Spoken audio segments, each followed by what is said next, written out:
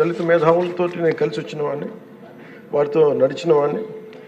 ప్రత్యేకించి ఈ రోజున వర్గీకరణకు సంబంధించి దీనికి మనస్ఫూర్తిగా ఈ స్థాయి దాకా వచ్చింది అంటే ఒకళ్ళు మందకృష్ణ మాదిగ గారు అయితే, దాన్ని ముందుకు తీసుకెళ్లిన వ్యక్తి శ్రీ నారా చంద్రబాబు నాయుడు గారు అధ్యక్షుడు.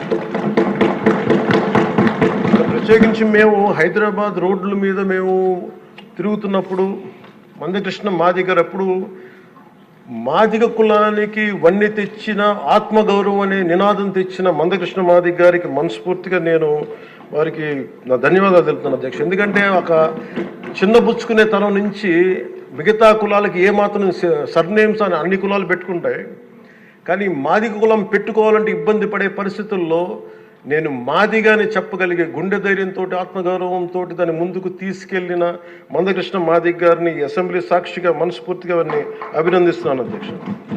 అలాంటి ఆత్మగౌరవ పోరాటాన్ని ముందుకు తీసుకెళ్లి దాన్ని ఆంధ్రప్రదేశ్ ఉమ్మడి రాష్ట్రంలో ప్రవేశపెట్టిన ఘనత, దాన్ని ముందుకు తీసుకెళ్లిన ఘనత శ్రీ నారా చంద్రబాబు నాయుడు గారికి, మన గౌరవ ముఖ్యమంత్రి గారు దక్కుతుంది అధ్యక్ష. ఈ రోజున దేశ స్థాయిలో దీన్ని ముందుకు తీసుకెళ్ళగలుగుతున్నాం అంటే ప్రధానమంత్రి గారు దృష్టిలో పడిందంటే దానికి నాంది ఆంధ్రప్రదేశ్ నుంచే పడింది అధ్యక్ష. మేజర్గా మాకు అప్పుడు నేను ఇలా దళిత మేధావులతో అందరితో మాట్లాడుతున్నప్పుడు ఇది వర్గీకరణ మాల కులస్తులను తగ్గించి మాల కులస్తులకి అన్యాయం జరుగుద్దని చాలా రెండు వర్గాల వారు కూర్చొని మాట్లాడుకునేవాళ్ళు అధ్యక్ష. ఆ టైంలో నాకు వినిపించిన ఆర్గ్యుమెంట్స్ అధ్యక్ష, ఉదాహరణకి ఏపీలో మాల కులస్తులు, మనకి తెలంగాణలో మనకి మాది కులస్తులు ఎక్కువ అధ్యక్ష. అలాగే ఇది ఒక్కొక్క చోట ఒక డామినేట్, ఒక్కొక్క కులం సబ్ క్యాస్ట్ ఎక్కువ బెనిఫిట్ తీసుకుంది రిజర్వేషన్లో, ఇది మిగతా వాళ్ళకు కూడా చెందాలనే దానిదే ఈ వాదన ఇది.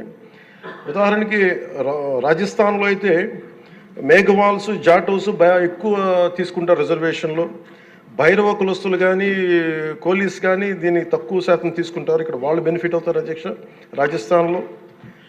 అలాగే మనకి ఉదాహరణకి పంజాబ్లో అయితే రవిదస్య, ముఖ్యంగా చెప్పాలంటే అక్కడ మన మాదిగ కులస్తులతో సమాన చమార్ కాస్ట్, వాళ్ళు ఎక్కువ బెనిఫిట్ తీసుకుంటారు అధ్యక్ష.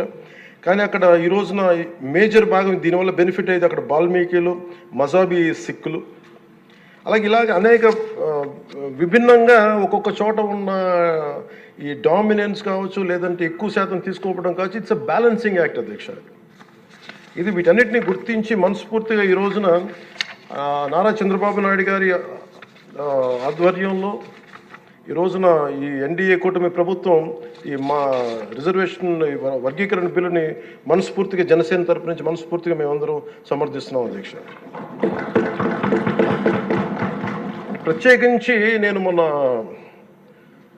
రాజీవ్ రంజన్ మిశ్రా గారితో మాట్లాడుతూ ఉంటే 100 నుంచి 10,000 లోపు ఉన్న దాదాపు 59 ఉపకులాలు, మా దళిత కులాలు, ఇవన్నీ మాలమాదిగా దళిత ఉపకులాలతో సహా 59 ఎక్కువ సంఖ్యాబలం ఉన్నాయి. దీన్ని ఎలా చేస్తారంటే 100 లోపు నుంచి 10,000 లోపు ఉండే 46 కులాలు అధ్యక్ష.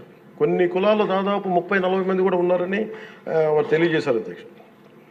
అలాగే ఈ సైంటిఫికలీ ఎనలైజ్డ్ ఎంపిరికల్ డేటాని 4 నెలల వ్యవధిలో గౌరవ ముఖ్యమంత్రి గారు బాధ్యత తీసుకొని మంత్రివర్గంతో ఒక కమిటీని ఏర్పాటు చేసి, 1 మ్యాన్ కమిషన్ గారు శ్రీ రాజీవ్ రంజన్ మిశ్రా గారి ఆధ్వర్యంలో నవంబర్లో మొదలై మార్చి 4 నెలల వ్యవధిలో దీన్ని డేటానంతా సైంటిఫిక్గా అనలైజ్ చేసి ఎంపిరికల్ డేటాని విద్యా, సామాజిక, ఆర్థిక, రాజకీయ, అంతర్గత వెనుకబాటుతనాన్ని వారు మూడుగా విభజించిన విధానం చాలా అద్భుతంగా ఉంది అధ్యక్ష.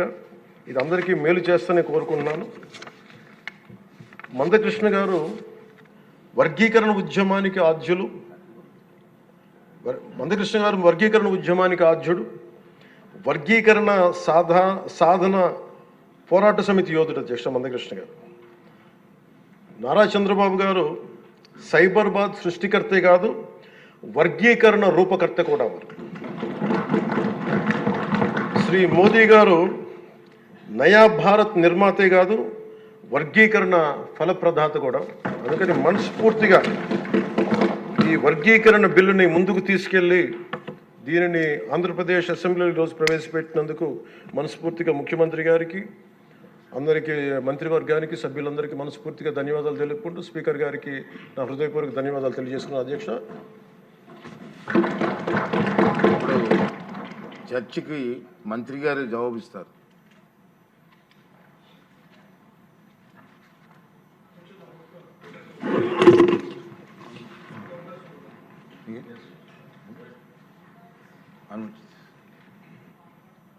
ఇది ఒక చిన్న ఒక ఇంక్లూడ్ చేయగలిగితే గౌరవ ముఖ్యమంత్రి గారికి మీ ద్వారా తెలియజేస్తాను అధ్యక్ష. దాదాపు రెల్లి కులస్తులు చాలా అత్యధికంగా ఉన్నారు అధ్యక్ష. ముఖ్యంగా వీటిలో 1,35,000 పైచీలుకున్నారు యాజ్ ఆన్ సెన్సస్ ప్రకారం. వారికి ప్రత్యేకించి కొన్ని జిల్లాల్లోనే కాన్సన్ట్రేట్ అయి ఉన్నారు వాళ్ళు.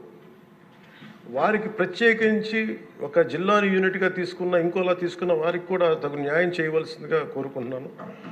అలాగే బేడా బుడగ జంగాలకి ఏ కులమో వారికి తెలియట్లేదు.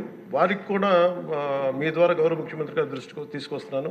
వారి దేనికి సంబంధించిన ఏ కేటగిరీలో పడతారో దాన్ని కూడా ఈ సభాముఖంగా అందరికీ తెలియజేస్తాను.